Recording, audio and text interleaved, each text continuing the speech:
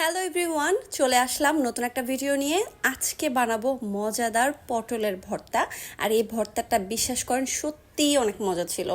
বিশ্বাস না হয় ফুল ভিডিওটা দেখেন, তাহলেই বুঝতে পারবেন। আর কি যে গরম!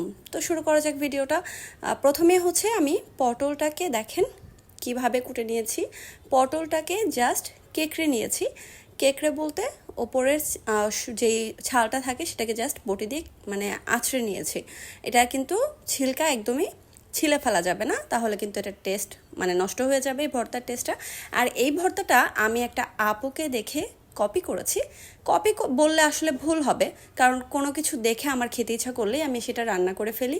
আর সেটা আপনাদের সাথেও শেয়ার করি। যারা এই ভর্তাটা এখনও ট্রাই করেননি তারা তো অবশ্যই ট্রাই করবেন।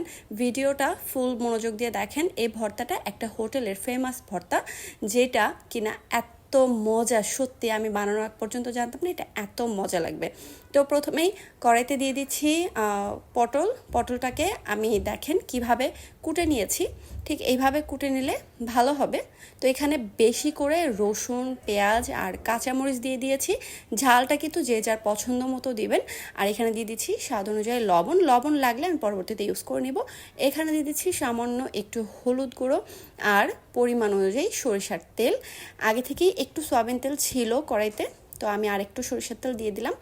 এখন এটাকে নেড়ে চেড়ে ভেজে নিব যতক্ষণ না পর্যন্ত এটা ভাজা একদম মানে সিদ্ধ হয়ে যাচ্ছে, এরকম পর্যায়ে ভাজা হবে ততক্ষণ পর্যন্ত। আমি আমার লাইফে ফার্স্ট টাইম হচ্ছে পটল ভর্তা ট্রাই করছি, কিন্তু আমি বানানোর আগ পর্যন্ত জানতাম না যে এটা দিয়ে যে এত ভাত খাবো। এটা দিয়ে বেশি ভাত খেতে গিয়ে আমার এখন মানে পেট ব্যথা করছে, এরকম একটা অবস্থা। এই পর্যায়ে একটু সিদ্ধ হয়ে গেলে পটলগুলো দিয়ে দিচ্ছি কালো জিরা। কালো জিরাটা অপশনাল, আপনারা চাইলে দিতে পারেন, তবে ওই হোটেলের টেস্টটা যদি পেতে চান তাহলে কিন্তু কালো জিরাটা এই পর্যায়ে দিতে হবে। আমি কিন্তু কমই দিয়েছি, আপনারা চাইলে বেশি বা কম দিতে পারেন, তবে কম দেওয়া ট্রাই করবেন। ভর্তাটাকে বানানোর আগে এটাকে নেড়ে চেড়ে একদম সুন্দর মতো ভেজে নিতে হবে। আবার একদম মচমচে করতে যাবেন না। এটা যে পর্যায়ে সিদ্ধ হয়ে যাবে সেই পর্যায়ে কিন্তু এটা নামিয়ে চলে আসতে হবে পাটায়। আর হ্যাঁ, যে কোনো ভর্তা পাটাতে বানালে সেটার স্বাদ একদমই চেঞ্জ হয়ে যায়। তো আমি পাটাতে এখন এটাকে ঢেলে নিচ্ছি। তারপর দিয়ে দিচ্ছি আবারও একটু লবণ। আমার মনে হচ্ছে লবণ আর একটু দরকার, তো পরবর্তীতে লাগলে আবারও দিব। ভর্তার লবণটা একটু টেস্ট করে করে দেওয়াই ভালো, কারণ বেশি হয়ে গেলে তখন সেটার স্বাদ নষ্ট হয়ে যায়। তো এখানে হচ্ছে বাটাবাটির পালা। তো সুন্দরভাবে এই পটল ভর্তাটাকে আমি 2বার বেটে নিয়েছি। এটা আপনারা 2বার বেটে নিলেই কিন্তু ফিনিশিং চলে আসবে, বেশি বাটার দরকার নেই। কালারটা দেখেন, উফ কি যে লোভনীয়! কালো জিরাটা দেওয়ার কারণে ভর্তার টেস্ট অন্য লেভেলে চলে গেছে, একটু কালো জিরার ফ্লেভার আসছিল।